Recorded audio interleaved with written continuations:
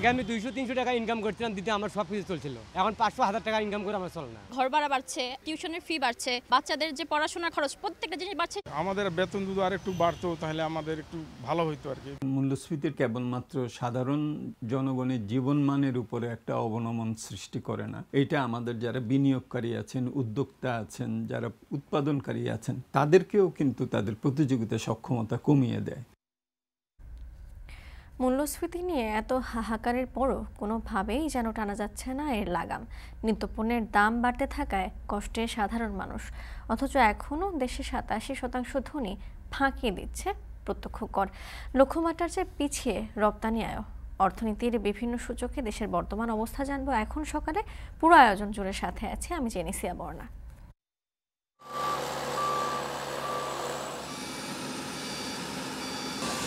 Metro রেলের এই প্রকল্পটি প্রথমবারের মতো ঢাকার পূর্ব এবং পশ্চিম প্রান্তকে সংযোগ করবে। বাণিজ্যিক চলাচল শুরু হলে শহরতলির এই প্রান্ত থেকে 12 লাখ মানুষ সহজ যাতায়াত সুবিধা পাবে। কংক্রিট শিটগুলো ড্রাইভ শুরু করছি যাতে আমাদের ভরাট করা মাটি যাতে ডিস্টার্ব না হয়, এটা একটা রিটেনিং ওয়াল হিসেবে কাজ করবে। আমরা আশা করছি ডিসেম্বরের মধ্যে আমরা ফিজিক্যাল ওয়ার্কে চলে যেতে পারবো। স্টেশনগুলো ওপেন কাট পদ্ধতিতে হবে। এখানে আমরা মনে করি 6 মাসের একটা হ্যাসেল আছে, তার পরবর্তীতে কিন্তু স্মুথলি কাজটা চলবে। ঢাকার পূর্ব পশ্চিমকে জুড়বে দেশের দ্বিতীয় মেট্রো লাইন MRT5। প্রকল্প কাজের অগ্রগতি প্রায় 20%। বর্ষায়ও কাজ এগিয়ে নিতে চলছে ডিপো নির্মাণ। এখন সকালে এ নিয়েও থাকছে বিস্তারিত, তবে শুরুতেই অর্থনীতির বিভিন্ন সূচকে দেশের অবস্থানের খবর।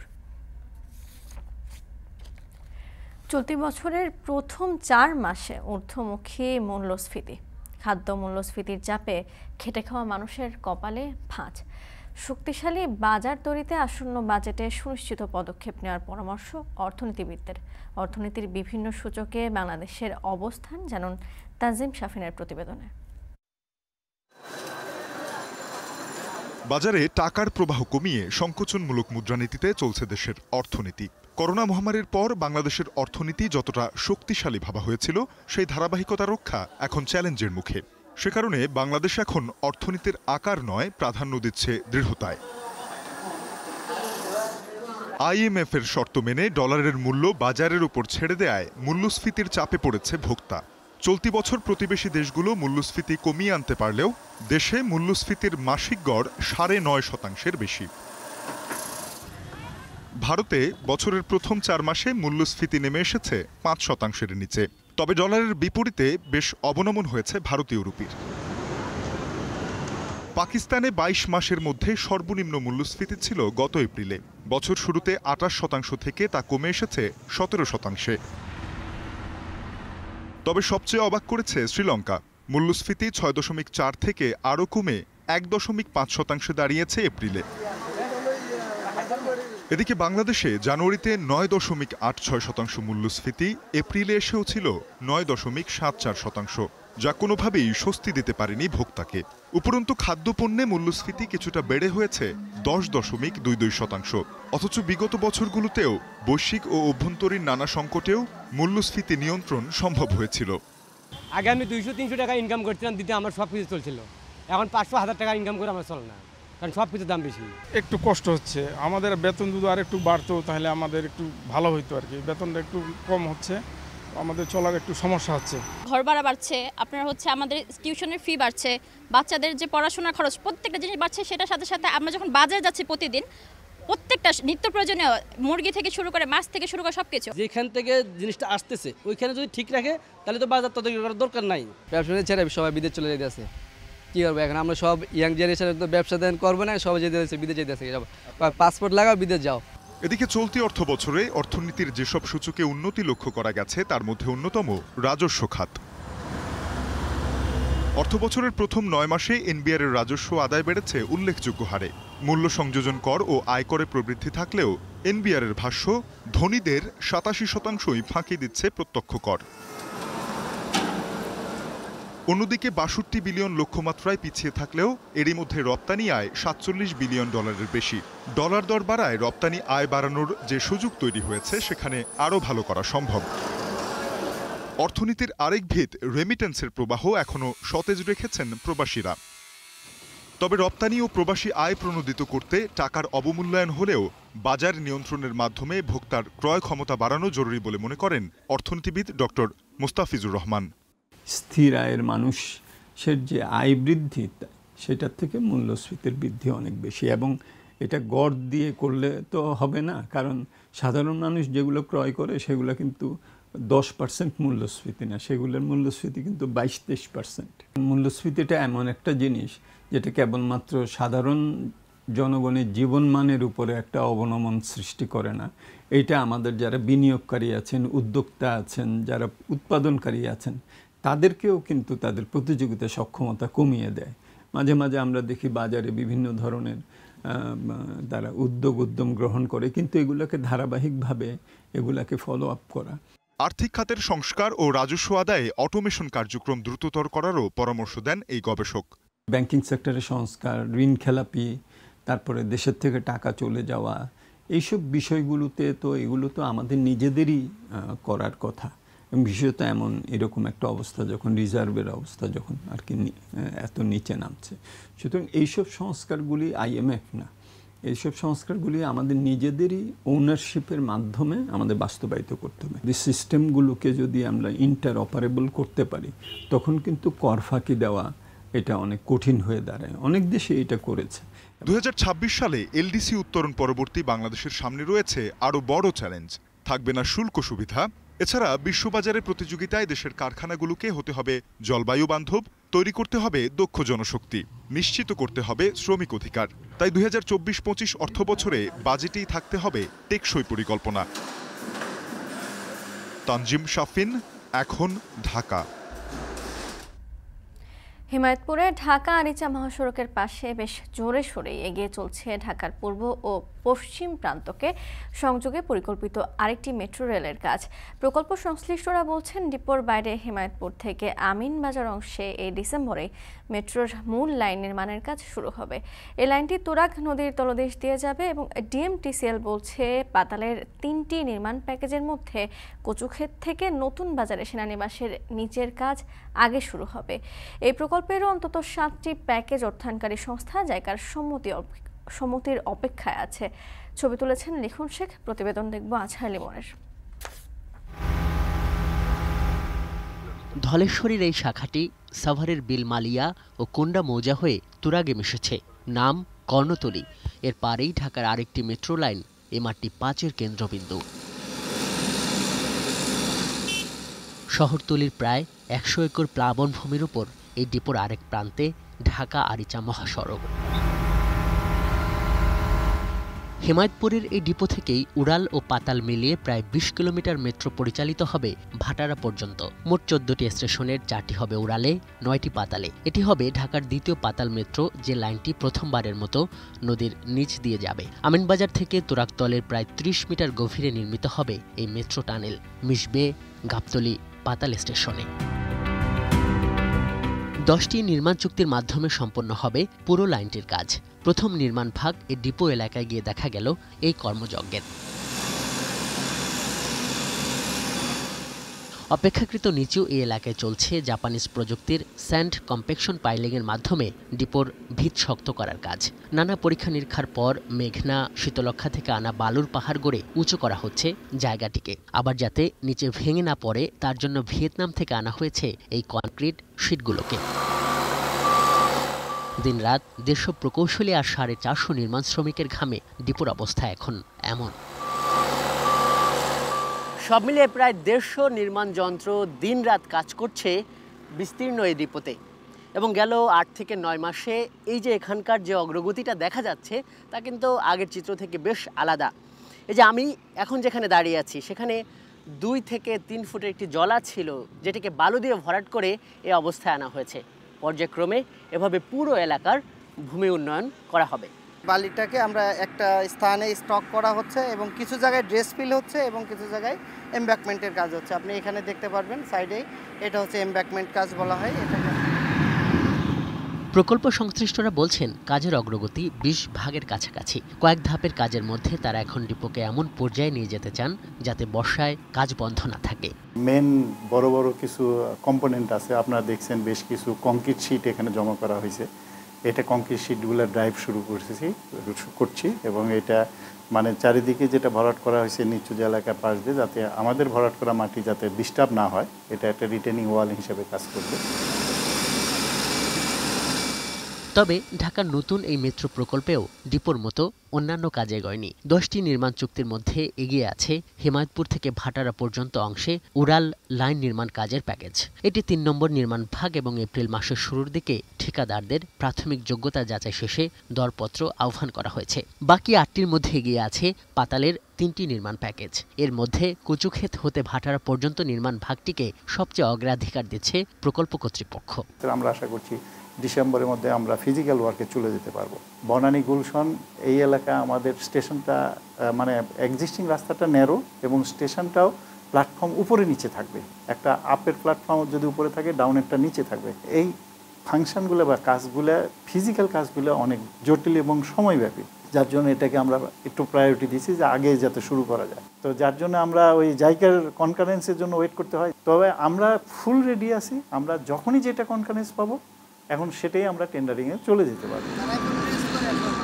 মেট্রো রেলের এই লাইনটির জন্য ঋণ দিচ্ছে জাপানি সহায়তা সংস্থা জাইকা। প্রকল্পটির জন্য মোট ব্যয় ধরা হয়েছে 41,238 কোটি টাকা, যার মধ্যে প্রায় 30 কোটি দেবে এই সংস্থাটি। আর এর জন্য এখন পর্যন্ত মেট্রো রেল বাস্তবায়নকারী সংস্থা ডিএমটিসিএল এর সঙ্গে 2018, 2020 এবং 2022 সালে মোট 3টি ঋণ চুক্তি করেছে সংস্থাটি।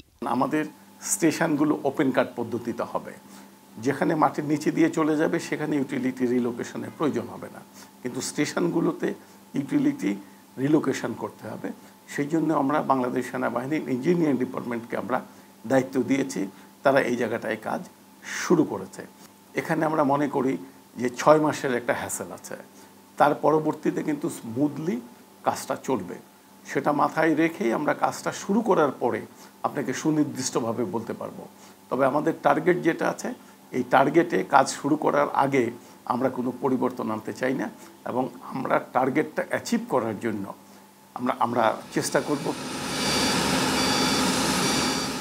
মেট্রো রেলের এই প্রকল্পটি প্রথমবারের মতো ঢাকার পূর্ব এবং পশ্চিম প্রান্তকে সংযোগ করবে। 2028 সালে এটি চালু করে দেবার লক্ষ্যমাত্রা। বাণিজ্যিক চলাচল শুরু হলে শহরতলির এই প্রান্ত থেকে 12 লাখ মানুষ সহজ যাতায়াত সুবিধা পাবে। হেমায়তপুর থেকে আজহার লিমন, এখন ঢাকা। আকস্মিক বন্যায় বিপর্যস্ত সিলেটের 5 উপজেলার অন্তত 4 লাখ মানুষ। এই বন্যায় অনেকেই হারিয়েছেন ঘরবাড়ি, বানের পানিতে ভেসে গেছে গৃহপালিত পশুসহ খামারের মাছ। কৃষিজমির ফসল তলিয়ে যাওয়ার ক্ষতির পরিমাণ বাড়ছে। সংশ্লিষ্টরা বলছেন অবকাঠামোগত ক্ষয়ক্ষতির বিষয় ছাড়া শুধু মৎস্য ও কৃষি সম্পদের ক্ষতি 500 কোটি টাকার নিচে নয়। গোজার আহমেদের প্রতিবেদনে ছবি তুলেছেন সেলিম মিয়া।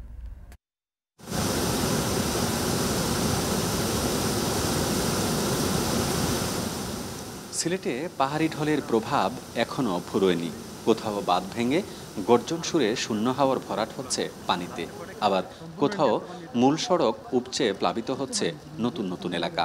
ইতোমধ্যে 2 দিনের উজান থেকে নেমে আসা ঢলের পানি অবুঝ প্রাণীর জানমালের সাথে ক্ষত বিক্ষত করেছে 5 উপজেলার প্রত্যন্ত অঞ্চলকে।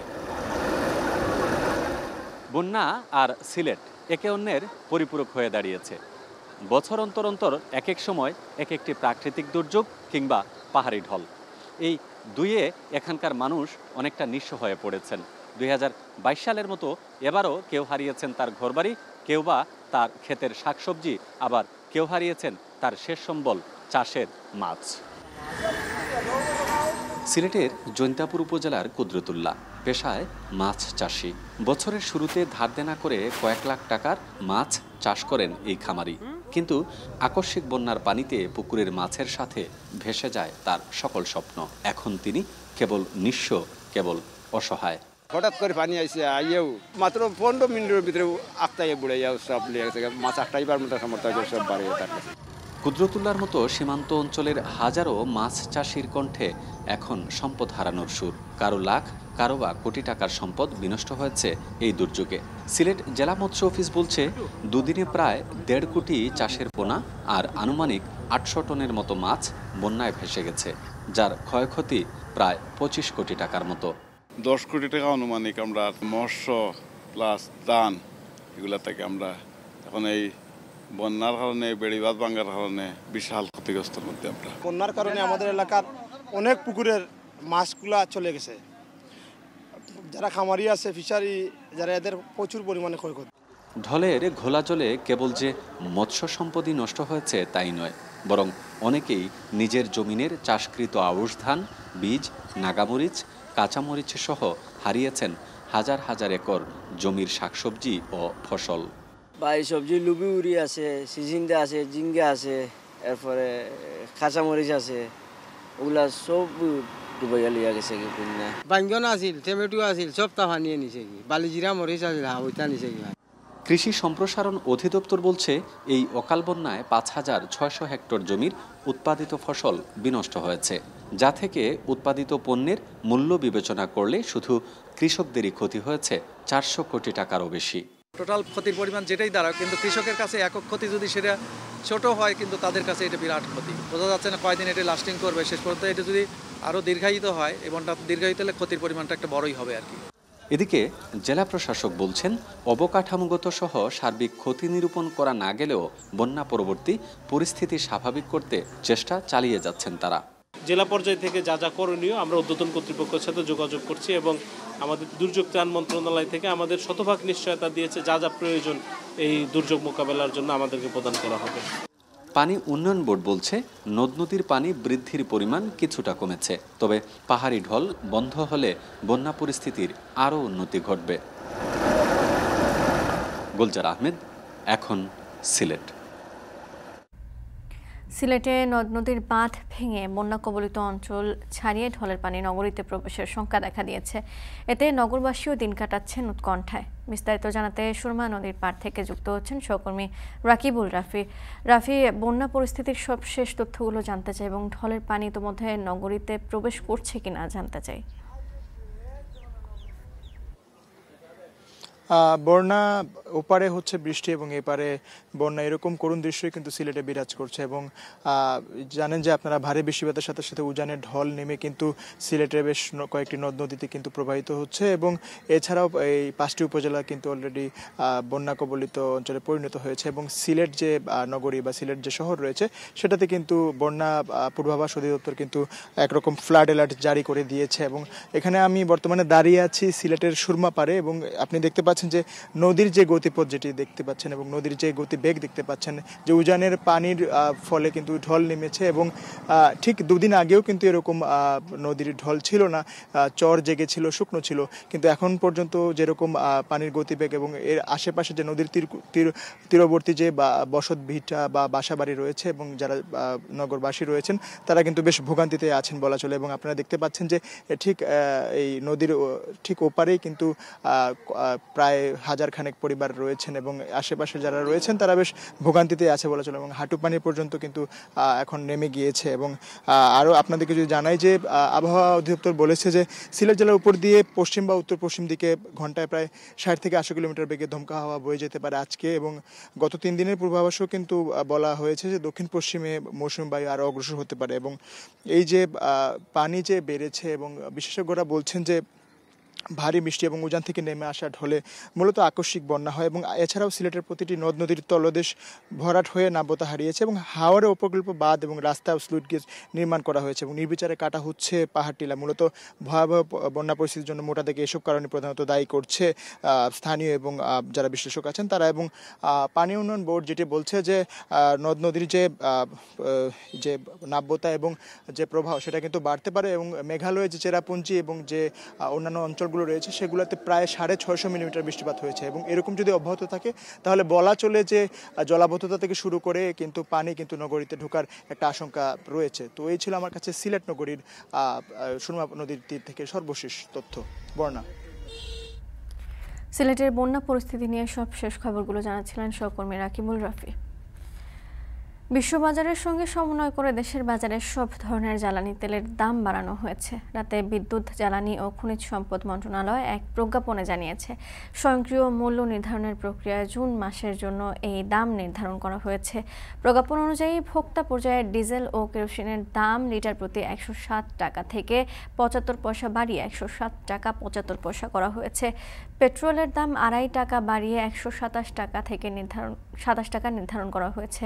অক্টেনের দাম লিটারে 2.5 টাকা বাড়ানো হয়েছে। 128 টাকা 50 পয়সা থেকে বাড়িয়ে অক্টেনের নতুন দাম নির্ধারণ করা হয়েছে 131 টাকা। 1 জুন থেকে নতুন এই দাম কার্যকর হবে।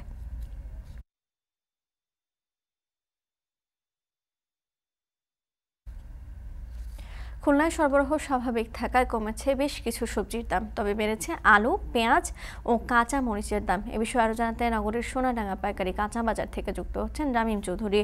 রামিম, খুলনার সবজি বাজারে দরদাম জানাবেন এবং কোন সবজির দাম কেমন কমের দিকে সেটিও একটু জানতে চাই।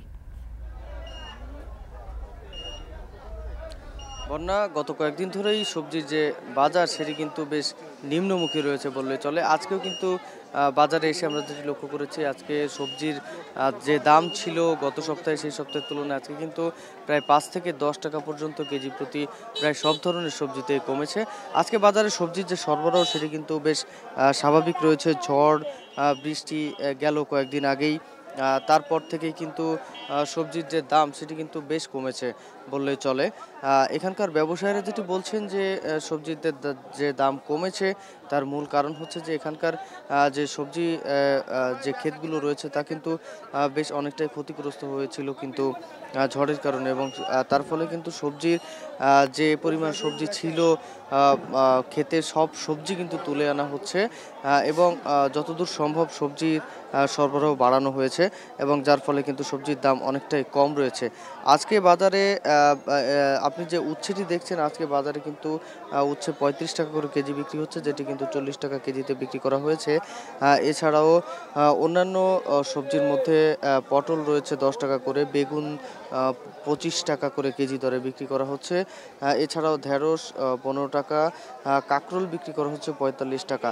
তবে আমরা যেটি লক্ষ্য করেছি যে বাজারে কিন্তু কাঁচামরিচ, পেঁয়াজ বা আলু এই জিনিসগুলোর দাম কিন্তু অনেকটাই বেশি।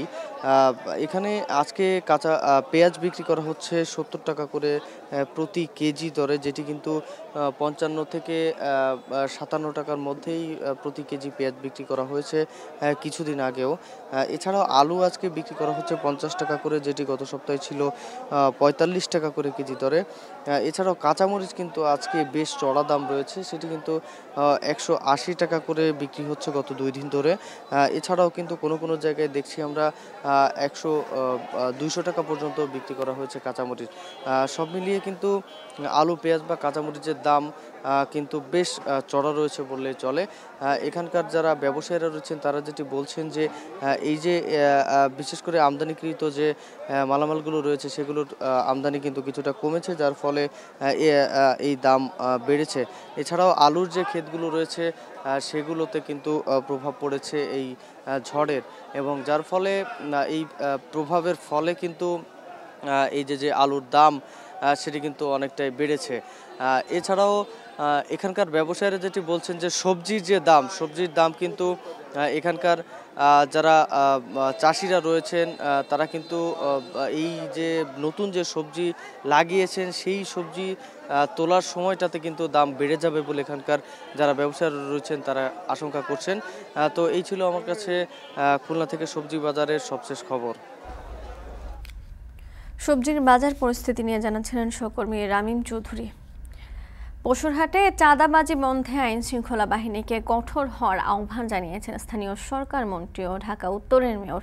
বৃহস্পতিবার সচিবালয়ে পশুরহাট ব্যবস্থাপনা ও কোরবানির বর্জ্য অপসারণ নিয়ে পর্যালোচনা সভা শেষে আরও জানানো হয়, এবারে গাবতলী ও আমিন বাজারে সড়কের উপর কোনো পশুর হাট বসতে দেওয়া হবে না। আজহার লিমনের প্রতিবেদন।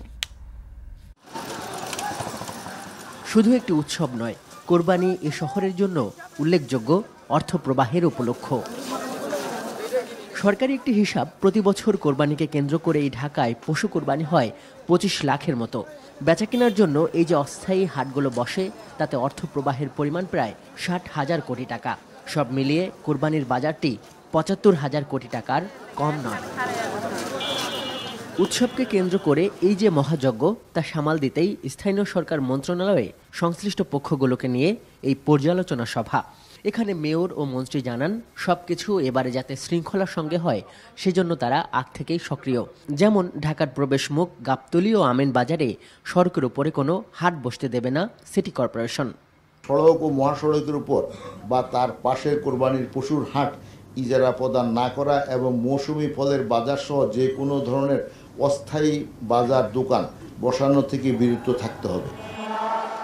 দেশের বিভিন্ন প্রান্ত থেকে আসা পশু ব্যবসায়ীরা যাতে সঠিক নিরাপত্তা পান এজন্য আইন শৃঙ্খলা রক্ষা বাহিনীর ভূমিকা, প্রযুক্তিগত প্রস্তুতি সহ নানা দিক তুলে ধরা হয় এই বৈঠকে। জানানো হয় কোরবানির বর্জ্য অপসারণ করা হবে ২৪ ঘন্টার মধ্যে। ২৪ ঘন্টার মধ্যে কোরবানির সকল প্রকার আমরা ২৪ ঘন্টার সময়টা আছে, তবে আজকে আমরা এখন নতুন করে সিদ্ধান্ত নিয়েছি যে এর পরের দিন সূর্য উদয়ের পূর্বে সকল বর্জ্য অপসারণ করতে হবে। ২৪ ঘন্টার মধ্যে কোরবানির সকল প্রকার বর্জ্য অপসারণ এবং কোরবানির স্থান পরিষ্কার করতে হবে। সভায় ডেঙ্গু ও ঈদ জামাত নিয়েও আলোচনা হয়। জানানো হয় বৃষ্টির কারণে যাতে জাতীয় ঈদগাহে ঈদ জামাত ব্যাহত না হয় সেজন্য প্রতিবারের মতো এবারও বিশেষ ব্যবস্থা নেওয়া হয়েছে। ধর্ম মন্ত্রণালয় থেকে ঈদের জামাতের ব্যাপারে সিদ্ধান্ত হয়েছে। আজহার লিমন, এখন ঢাকা। কোরবানির ঈদ ঘিরে শেরপুরের খামারগুলোতে চলছে শেষ সময় প্রস্তুতি। জেলায় এবার প্রায় ৮৪,০০০ পশু পালন করা হয়েছে, যা চাহিদার তুলনায় ৩০,০০০ বেশি। জেলা প্রাণী সম্পদ অধিদপ্তর বলছে এসব পশুর বাজার মূল্য প্রায় ৬০০ কোটি টাকা। তবে পশু মোটাতাজাকরণে খরচ বাড়ায় আশানুরূপ দাম পাওয়া নিয়ে দুশ্চিন্তায় খামারিরা। জাহিদুল খান সৌরভের প্রতিবেদন। ঈদুল আজহায় বিক্রির উদ্দেশ্যে দেশি, শাহিওয়াল, ফ্রিজিয়ান সহ উন্নত জাতের গরু প্রস্তুত করছেন শেরপুর জেলার খামারিরা। মোটা তাজাকরণ শেষে এবার বিক্রির পালা। জেলায় এবছর ১৩,৫০০-এর বেশি খামারে প্রস্তুত আছে প্রায় ৮৪,০০০ পশু, যা জেলার চাহিদার চেয়ে ৩০,০০০ বেশি। আর এসব পশুর বাজার মূল্য প্রায় ৬০০ কোটি টাকা। এসব পশু কিনতে প্রতিদিন খামারে ভিড় করছেন আশেপাশের জেলার ক্রেতা ও পাইকাররা। ক্রেতারা বলছেন হাটের ভিড় এড়িয়ে সুস্থ ও সবল পশু কিনতে তারা সরাসরি এসেছেন খামারে। এছাড়া শেষ সময়ে হাটে গরুর দাম চড়া থাকে, তাই ঈদের বেশ কিছুদিন বাকি থাকতেই পছন্দের পশু কিনতে আসা তাদের। বাজারে গরু কিনতে গেলে গরু ভালো দামে পাওয়া যায় না, সেজন্য আমরা এই খামারে আসছি আগে থেকেই। বিভিন্ন এলাকা থেকে গরু কিনতে আসছি, এই গরুটা দেখতে আসছি, দাম দর ফুরে তাহলে লইব। তবে খামারিরা বলছেন গোখাদ্যর দাম বাড়ায় তারা কিছুটা বিপাকে রয়েছেন। এছাড়া সীমান্ত দিয়ে চোরাই পথে গরু প্রবেশ করলে আর্থিকভাবে লোকসানের মুখে পড়তে হবে এমন শঙ্কাও আছে খামারিদের। খোলের দাম বাড়ছে, ধরেন 10 টাকা কেজিতে, আগে খাওয়াই দাম 40 টাকা, খাতেছে 50 টাকা। আমরা যে গরু পালন করছি আশা করতেছি এখানে আমাদের সর্বোচ্চ 10 থেকে 12 লাখ টাকা, এরপর 4, 5, 6, 7 এরকম গরু আছে। যে বছর ভারত থেকে চোরাই গরু যাতে না আসে, বাজার যদি ভালো হয় আমরা আমাদের গরুগুলো ভালো দামে বিক্রি করতে পারবো। আর অবৈধভাবে সীমান্ত দিয়ে গরু প্রবেশ ঠেকাতে গোয়েন্দা নজরদারি বাড়ানোর কথা বলছে প্রশাসন। চোরা কারবারির সঙ্গে জড়িতদের বিরুদ্ধে কঠোর ব্যবস্থা নেওয়ার আশ্বাস পুলিশের কর্মকর্তাদের। ইন্ডিয়ান চোরাই গরু আমাদের দেশে ঢুকে আমি নোট নিলাম, আমার সর্বশক্তি প্রয়োগ করব যেন ইন্ডিয়ান গরু আমাদের ভিতরে ঢুকতে না পারে। এদিকে স্টেরয়েডের বা কৃত্রিম কোনো উপায়ে যেন খামারিরা গরু মোটা তাজাকরণ করতে না পারে সেদিকে বিশেষ নজরদারির কথা জানায় জেলা প্রাণী সম্পদ অধিদপ্তর। ওনাদেরকে আমরা আমাদের বিফ ফিডিং প্রকল্পের মাধ্যমে প্রশিক্ষণ প্রদান করেছি, আর যাতে তারা স্টেরয়েড কিংবা কোনো ক্ষতিকারক পদার্থ ব্যবহার না করে, এই কারণে আমাদের উঠান বৈঠক এবং অন্যান্য সম্প্রসারণ কাজের মাধ্যমে আমরা কৃষকদের উদ্বুদ্ধ করছি।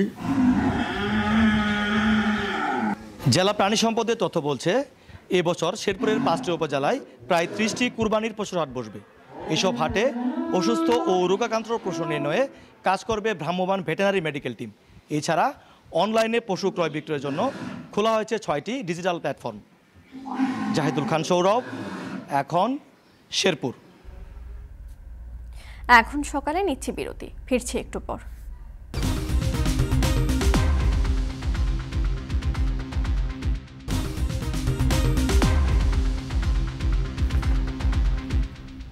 বিরতির পর আবারও ফিরে এলাম এখন সকালে। একসময় নড়াইলের মানুষের চাহিদা মেটাতে আশেপাশের জেলা থেকে সরবরাহ হতো মাছ, তবে এখন এই জেলার মাছই যাচ্ছে দেশের বিভিন্ন এলাকায়। তাতে একদিকে মিটছে আমিষের চাহিদা, অন্যদিকে সমৃদ্ধ হচ্ছে স্থানীয় অর্থনীতি। সংশ্লিষ্টদের দাবি, বছরে অন্তত 1200 কোটি টাকার মাছ উৎপাদন করেন নড়াইলের মৎস্যজীবীরা। মোহাম্মদ ইমরান হোসেনের তথ্য ছবিতে বিস্তারিত। নড়াইল সদর, লোহাগড়া এবং কালিয়া উপজেলার বেশ কয়েকটি বিলে যতদূর চোখ যায় দেখা মেলে বিশাল বিশাল ঘেরের, যেখানে প্রান্তিক মাছ চাষিরা রুই, কাতল, মৃগেল, শিং, পাবদা, কই সহ অন্তত 20 প্রকার মাছের চাষ করেন। তুলনামূলক কম খরচে বেশি লাভ হওয়ায় দিন দিন বাড়ছে মাছ চাষ। জেলার বিভিন্ন ঘেরে মাছ চাষের সাথে জড়িত অন্তত 50,000 মানুষ। চিংড়ি মাছের চাষ, সাদা মাছের চাষ, মিশ্র চাষ বলে যেটা, এটা চাষ করে। এ দেখে আমারও ইচ্ছা জাগে যে একটা গের করি, সেভাবে একটা গের নিয়ে চাষবাস শুরু করি। ইনশাল্লাহ আল্লাহর রহমতে খুব ভালোই ফলাফল আসে। দান ফান করে কোনো লাভটা পাতো না, গের বাড়ি করে ভালোই ব্যবসা আছে। 4-5টা আড়ত আছে, ওখানে গেলে আমাদের মাছ বিক্রি হয়, কোনো সমস্যা নেই। আমাদের খাদ্যের দাম যদি না কমায় তাহলে আমাদের মতো ছোট যারা চাষি আছে, নতুন নতুন উদ্যোক্তা যারা আছে, তারা হয়তো একবার দুবার করার পরে তারা মার্কেটে টিকতে পারবে না। নড়াইলের বিভিন্ন এলাকাতে গড়ে উঠেছে অন্তত 10টি মাছ বিক্রয় কেন্দ্র। বিভিন্ন এলাকা থেকে আসা ব্যবসায়ীরা এখান থেকে মাছ কিনে নিয়ে যান, যাতে বছরে অন্তত 1200 কোটি টাকার মাছ কেনা বেচা হয়। জেলার চাহিদা মিটিয়ে এ সকল মাছ যাচ্ছে গোপালগঞ্জ, মাগুরা, ফরিদপুর, ঝিনাইদহ, কুষ্টিয়া, রাজধানী ঢাকা সহ অন্তত 20টি জেলায়। এমনকি প্রতিদিন কয়েক ট্রাক মাছ রপ্তানি হচ্ছে প্রতিবেশী ভারতে। এলাকায় থাকে, এলাকার বাইরে যায়, কই, শিং, মাগুর সব ধরনের মাছ। অনেক ব্যাপারী আছে, বিভিন্ন জায়গার থেকে আসে মাছ কিনে। আমি ঢাকা পাঠাই, আর খুলনার আছে, বিভিন্ন জায়গা যায়। আমাদের আমিষের চাহিদা পূরণ করেও আরও বাইরে আপনার গোপালগঞ্জ বা ফরিদপুর এবং ঢাকার থেকে 2টা গাড়ি আসে প্রতিদিন, সেখানে 40 জন পাইকার আসে। অনেক লোকের জীবিকা এখানে থাকে, যে হাজার হাজার লোক এখানে মোটামুটি মাছ প্রতিদিন নিয়ে আসতেছে। পাইকার আসে বিভিন্ন জায়গা থেকে এবং এখান থেকে ইন্ডিয়া এবং ঢাকা সহ বিভিন্ন এলাকায় আমাদের এখান থেকে মাছ যায়। জেলা মৎস্য কর্মকর্তা বলছেন, নিরাপদ মাছ উৎপাদনে চাষিদের পাশে রয়েছেন মাঠকর্মীরা। মাছ চাষ বাড়াতে সব ধরনের সহায়তা করা হচ্ছে। আমাদের মাঠকর্মী, আমাদের অফিসের বিভিন্ন ধরনের কর্মচারীরা, তারা আমরা সর্বাত্মক চেষ্টা করি তাদেরকে নিরাপদ মাছ উৎপাদনের জন্য। প্রাণীজ আমিষের চাহিদা মেটাচ্ছে, পাশাপাশি দেশের জাতীয় অর্থনীতিতে এবং দেশের প্রাণীজ আমিষের চাহিদা মেটানোর জন্য এটা অত্যন্ত গুরুত্ব বহন করছে। বর্তমানে নড়াইল জেলার 8 লাখ মানুষের মাছের চাহিদা রয়েছে 16,000 টন, আর বর্তমানে উৎপাদন হচ্ছে অন্তত 18,000 টন মাছ। এখন নড়াইল। শরীয়তপুরের মৃৎ শিল্পের খ্যাতি দীর্ঘদিনের। বর্তমানে আদি এই পেশায় লেগেছে আধুনিকতার ছোঁয়া। তৈরি হচ্ছে নতুন নতুন পণ্য, যা দেশের নামি দামি প্রতিষ্ঠানে বিক্রি হচ্ছে। পাশাপাশি দেশের গণ্ডি পেরিয়ে পৌঁছে যাচ্ছে ইউরোপ, আমেরিকা ও অস্ট্রেলিয়ায়। সজীব খানের ক্যামেরায় কাজী মনিরুজ্জামানের প্রতিবেদন। ভেদরগঞ্জ উপজেলার কার্তিকপুরের পালপাড়া। কেউ ব্যস্ত মাটি প্রস্তুতে, কারো দৃষ্টি নিপুণ নকশাকরণে, আবার কিছু কারিগর রঙের আঁচড়ে আকর্ষণীয় করে তুলছেন মৃৎশিল্প। পূর্বপুরুষের ঐতিহ্য ধরে রাখতে এগিয়ে এসেছে শরীয়তপুরের পাল বংশের নতুন প্রজন্মের মৃৎশিল্পীরা। তৈরি করছেন নান্দনিক মাটির পণ্য। শহুরে জনগোষ্ঠী আর বহির্বিশ্বের চাহিদা মাথায় রেখে পরিবর্তন এসেছে নকশা আর শোপিসের ধরনে। তাদের সংগ্রহে রয়েছে হাজারো দৃষ্টিনন্দন শিল্পকর্ম। নতুন নতুন ডিজাইন আমি যে তৈরি করি, ওইটাই আর কি, মানে ওই তারা মানে আমরা বিদেশে পাঠাই, ওইটাই আমাদের অর্ডার দেয় আর কি। আমার পড়াশোনা চলতেছে, তার পাশাপাশি করে আমি চাইতেছি যে এই কাজটা ধরে রাখার চেষ্টা করতেছি, যে পরবর্তীতে আমি এই কাজ করে সাংসারিকভাবে চলাফেরা করতে পারি। এই অঞ্চলের নারীরা অনেক ভাগ্য পরিবর্তন করছে এই কাজ করে। নিপুণ কারুকার্যে তৈরি এসব মাটির পণ্য দৃষ্টি কাড়বে যে কারো। মৃৎশিল্প পরিবেশ বান্ধব এবং পণ্যের বৈচিত্র্য থাকায় প্রতিনিয়ত বাড়ছে ক্রেতার চাহিদা।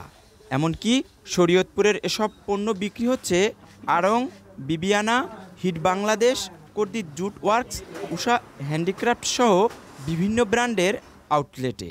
রপ্তানি হচ্ছে ইউরোপ, আমেরিকা ও অস্ট্রেলিয়া সহ অন্তত 25টি দেশে। নতুন নতুন যেগুলো বাইরে ব্যবহার হয় সেই জিনিসগুলো আমরা তৈরি করার চেষ্টা করি। সেখানে কারিকাজ দ্বারা ডিজাইনার বা তারপর অন্যান্য প্রতিষ্ঠানের সঙ্গে আমরা যুক্ত হই, যেমন আছে হিট বাংলাদেশ, কোট দি জুটওয়ার্স, আরং, এদের সঙ্গে যুক্ত হই। এদের সঙ্গে যুক্ত হওয়ার পর তারা যে ডিজাইনগুলো আমাকে দেয়, ড্রয়িং করে দেয়, সেই ডিজাইনগুলো আমরা ডেভেলপ করার চেষ্টা করি। এটা দেশে এবং বিদেশে এটা প্রচণ্ড পরিমাণে একটা বাজার আছে। আমাদের এই শিল্পটাকে ধরে রাখার ব্যাপারটা হচ্ছে যেটা মাটি ফায়ারিং তারপর ডাইসের একটা ব্যাপার আছে, এগুলি যদি বাহিরের প্রযুক্তি দিয়ে এটা করা যায় তাহলে অনেক এই মৃৎশিল্পটাকে অনেক আগায় নেওয়া যায়।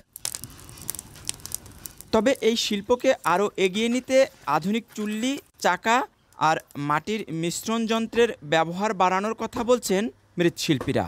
দাবি জানিয়েছেন জিআই পণ্য হিসেবে স্বীকৃতির। এটা একটা অপার সম্ভাবনাময় খাত, এটা বিদেশীয় বাজারেও প্রচুর চাহিদা আছে, যেটাকে এখানে অনেক অর্থের প্রয়োজন। সেইভাবে করতে গেলে আধুনিক প্রযুক্তি সমন্বয়ে এইটা এখান থেকে মাটির মাল বাইরে এক্সপোর্ট করা সম্ভব। গ্রামের সব মহিলারা কাজ করতেছে, ঘরে বসে বসে কাজ করতেছে, আমরা তৈরি করে শিখে ডাইস দিয়ে আসি, ওরা বসে বসে ঘরে তৈরি করে।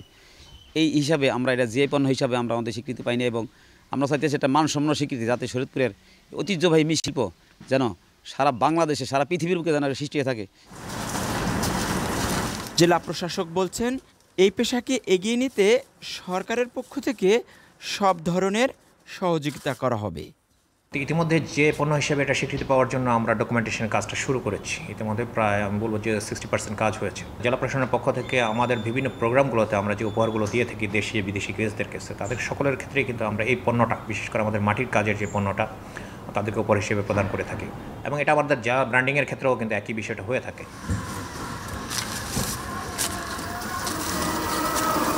হাতের কারুকাজ শেষে মাটির এসব পণ্যের মরুকীকরণের কাজ চলছে। এরপর চলে যাবে দেশীয় ও আন্তর্জাতিক বাজারে। সরকারের পৃষ্ঠপোষকতা পেলে ঐতিহ্যবাহী এই শিল্পটি ঘুরে দাঁড়াতে পারে, অর্জন করতে পারে বৈদেশিক মুদ্রা, যা দেশের অর্থনীতিতে ভূমিকা রাখতে পারে। কার্তিকপুরের পালপাড়া থেকে কাজী মনিরুজ্জামান, এখন শরীয়তপুর। এখন সকালে নিচ্ছে আরও একটি বিরতি, ফিরছি কিছুক্ষণের মধ্যে।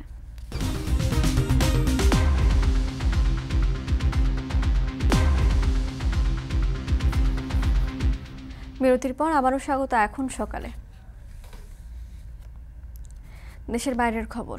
ভারতের লোকসভা নির্বাচনের প্রথম 4 পর্বে সংশোধিত ভোটার উপস্থিতির হারে যোগ হয়েছে 1 কোটির বেশি ভোট।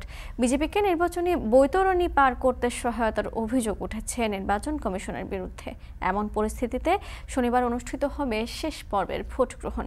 এই পর্বে লড়ছেন নরেন্দ্র মোদী, অভিষেক বন্দ্যোপাধ্যায় ও কঙ্গনা রানাওয়াতের মতো তারকারা। নাফি আরমান মনোনয়নের প্রতিবেদন। টানা তৃতীয়বারের মতো বিজেপিকে ক্ষমতায় আসার মঞ্চ তৈরি করে দিচ্ছে ভারতের নির্বাচন কমিশন। বিরোধী দলগুলো এই অভিযোগ করলে হয়তো দাবিটি তেমন আলোচনায় আসতো না, তবে এই অভিযোগ করেছেন খোদ ভারতের সাবেক প্রধান নির্বাচন কমিশনার। নির্বাচন শুরুর আগেই কমিশনকে নিয়ে বিজেপির হস্তক্ষেপ নিয়ে বাড়ে উৎকণ্ঠা। সরিয়ে দেয়া হয় প্রধান নির্বাচন কমিশনারকে, পরিবর্তন আনা হয় সিএসি নিয়োগের প্রক্রিয়ায়। বারবার সাম্প্রদায়িক বক্তব্যের মাধ্যমে সহিংসতা উস্কে দেওয়ার প্রমাণ মিললেও ব্যবস্থা নেওয়া হয়নি নরেন্দ্র মোদীর বিরুদ্ধে। অভিযোগের 4 দিন পর প্রধানমন্ত্রীর পরিবর্তে লোক দেখানোর নোটিশ পাঠানো হয়েছে বিজেপির বিরুদ্ধে। নির্বাচন শুরুর পর আলোচনায় আসে কম ভোটার উপস্থিতির বিষয়টি। চতুর্থ পর্ব ছাড়া বাকি সব পর্বেই ভোট গ্রহণের হার ছিল 2019-এর চেয়ে কম। প্রথম পর্বের ভোট গ্রহণের 11 দিন পর সংশোধিত ভোটার উপস্থিতির হার প্রকাশ করে নির্বাচন কমিশন। 4 পর্ব শেষে দেখা যায় সংশোধিত হারে যোগ হয়েছে 1 কোটির বেশি ভোটার। যদিও অরাজকতা তৈরির মতো অদ্ভুত যুক্তিতে প্রকাশ করা হচ্ছে না কোন আসনের মোট ভোটার সংখ্যা ও মোট ভোটদানকারী ব্যক্তির সংখ্যা। এতে গ্রহণযোগ্যতা হারাচ্ছে নির্বাচন কমিশন। तो जो डेटा पब्लिक डोमेन में पहले दिन ही आ गया, उसको 3 दिन 5 दिन 7 दिन कैलकुलेशन, और ये इतने आज की कंप्यूटर एज में ये कौन से 4th क्लास के बच्चों को बुला के बिठा के उनसे ये कंप्यूटेशन कराई जाती है। I don't know. This stand of the EC is not exposed. Then the ECI would, with great respect, be guilty of making democracy a sham. It would help the BJP to win by voter scam. আলোচনা সমালোচনার মাঝে ভারতের 7 পর্বের marathon Lok Sabha নির্বাচনের পর্দা নামতে চলেছে শনিবার। শেষ পর্বে ভোট হবে 7টি রাজ্য ও একটি কেন্দ্রশাসিত অঞ্চলের 57টি আসনে, যার মধ্যে হিমাচল ও পাঞ্জাব রাজ্যে ভোট হবে সবকটি আসনেই। 57টি আসনে প্রতিদ্বন্দ্বিতা করছেন 904 জন প্রার্থী। হেভিওয়েটদের লড়াই চলবে 7ম পর্বেও। উত্তরপ্রদেশের বারাণসীর আসনে নরেন্দ্র মোদীর প্রতিদ্বন্দ্বী কংগ্রেস নেতা অজয় রায়। 2014 ও 2019-এর পর আসনটি থেকে হ্যাট্রিক জয়ের লক্ষ্য ভারতের প্রধানমন্ত্রীর। পশ্চিমবঙ্গের ডায়মন্ড হারবার আসন থেকে লড়ছেন মুখ্যমন্ত্রী মমতা বন্দ্যোপাধ্যায়ের ভাইয়ের ছেলে অভিষেক বন্দ্যোপাধ্যায়। 2019 সালে 3,20,000 ভোটের ব্যবধানে বিজেপি প্রার্থীকে পরাজয়ের স্বাদ দিয়েছিলেন অভিষেক। এবার অভিষেকের প্রধান প্রতিপক্ষ কমিউনিস্ট পার্টি ও বিজেপির 2 প্রার্থী। রাজনীতিবিদদের সঙ্গে সমানে পাল্লা দিচ্ছেন অভিনয় শিল্পীরা। হিমাচলের মান্ডি আসন থেকে বিজেপি প্রার্থিতা দিয়েছে বলিউড অভিনেত্রী কঙ্গনা রানাউতকে। নবাগত এই রাজনীতিবিদের প্রতিপক্ষ রাজ্যের 6 বারের মুখ্যমন্ত্রী বীরভদ্র সিং এর ছেলে কংগ্রেস প্রার্থী বিক্রমাদিত্য সিং। অন্যদিকে উত্তরপ্রদেশের গোরখপুর আসন থেকে লড়ছেন জনপ্রিয় ভোজপুরি অভিনেতা রবি কিষান। আগের নির্বাচনে 60% বেশি ভোট পেয়ে জয় পেয়েছিলেন বিজেপির এই প্রার্থী। আগামী 5 বছর বিশ্বের 5ম বৃহৎ অর্থনীতির দেশটির শাসনভার পাবে কোন দল, তা জানতে অপেক্ষা করতে হবে 4 জুন পর্যন্ত। নাফি আরমান মনন, এখন বিশ্ব। ব্যবসায়িক নথিপত্র গোপনের অভিযোগে সাবেক মার্কিন প্রেসিডেন্ট ডোনাল্ড ট্রাম্পকে দোষী সাব্যস্ত করেছে নিউ ইয়র্কের একটি আদালত। তার বিরুদ্ধে করা 34টি মামলায় দোষী সাব্যস্ত হয়েছেন ট্রাম্প। এর মধ্যে দিয়ে প্রথমবারের মতো সাবেক কোনো মার্কিন প্রেসিডেন্ট ফৌজদারি অপরাধে দোষী প্রমাণিত হলেন। আগামী 11 জুলাই এই মামলার সাজা ঘোষণা করা হবে, যেখানে হতে পারে ট্রাম্পের জেল জরিমানা। এই ঘটনায় মিশ্র প্রতিক্রিয়া দেখা গেছে ভোটারদের মধ্যে। এ বিষয়ে শনিবার নিউ ইয়র্কে সংবাদ সম্মেলন করবেন ট্রাম্প। বিশ্লেষকরা বলছেন এই রায়ের মধ্য দিয়ে ট্রাম্পের নির্বাচনী প্রচারণা বাধার মুখে পড়বে, যা রাজনৈতিকভাবে শক্ত অবস্থান নেবে প্রেসিডেন্ট জো বাইডেনকে।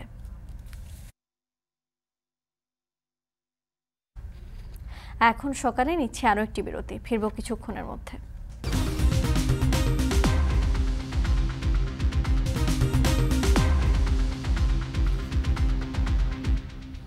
ফিরে এলাম বিরতির পর। দেখছেন এখন সকাল।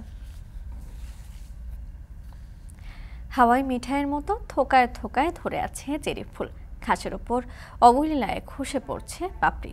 গোলাপি গালিচা বিছিয়ে বসন্তকে বরণ করে নিয়েছে কানাডা।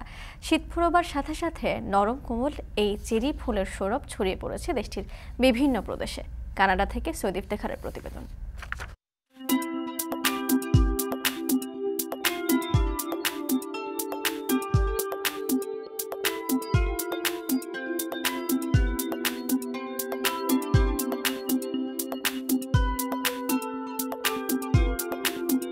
মেঘথমথমে আকাশে মাঝে সাঝে উঁকি দিচ্ছে রোদ। ঠান্ডা বাতাসে একটু একটু কাঁপছে চেরি ফুল গাছের ডাল।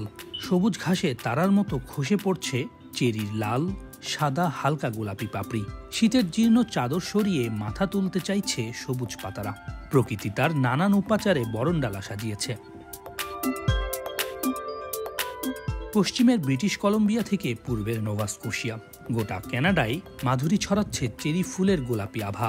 এমন আনন্দ বসন্ত সমাগমে যোগ দিতে পেরে দেশি বিদেশি প্রকৃতিপ্রেমীরা খুশিতে আত্মহারা। The public garden is a really good tourist attraction. Like usually we still have a lot of people here checking out the scenery, but because of the weather today, we have few people today. Cherry ব্লসমের জন্য বিখ্যাত Japan. ওখানে cherry ফুল sakura নামেই বেশি পরিচিত। 200-র বেশি জাতের cherry blossom পাওয়া যায় দেশটিতে। তবে কানাডায় এপ্রিলের শেষ থেকে জুন পর্যন্ত পসরা বসে চেরি ফুলের। রক্তকবরীর মতো থোকায় থোকায় ফোটে লাল, সাদা, গোলাপি রঙের চেরি। পার্ক, উদ্যান আর বাগানে ভিড় করেন দর্শনার্থীরা। গ্রীষ্মের ঠিক আগে এই মুহূর্তে উত্তর আমেরিকায় সব থেকে বেশি বিদেশি পর্যটক আসেন। লাখ লাখ ডলার আয় হয় পর্যটন খাত থেকে। গ্রীষ্মকালে নানাবিধ ফুলের সৌন্দর্যে ভরে ওঠে কানাডার বিভিন্ন অঞ্চল, যার মধ্যে চেরি ফুলের সৌন্দর্য অন্যতম। এই চেরি ফুলের সৌন্দর্য দেখতে কানাডার বিভিন্ন অঞ্চল থেকে যেখানে ফুলগুলো ফোটে সেখানে ছুটে যান মানুষ এবং তারা উপভোগ করেন প্রাকৃতিক সৌন্দর্য। সৈয়দ ইফতেখার, এখন কানাডা। শেষ করছি এখন সকাল। যাবার আগে জানাতে চাই এখন টেলিভিশন ওয়েবসাইটে দেখতে হলে ভিজিট করুন www.ekon.tv, ফেসবুকে দেখতে হলে ভিজিট করুন facebook.com/tv.ekon, আর ইউটিউবে দেখতে হলে ভিজিট করুন youtube.com/c/ekontv।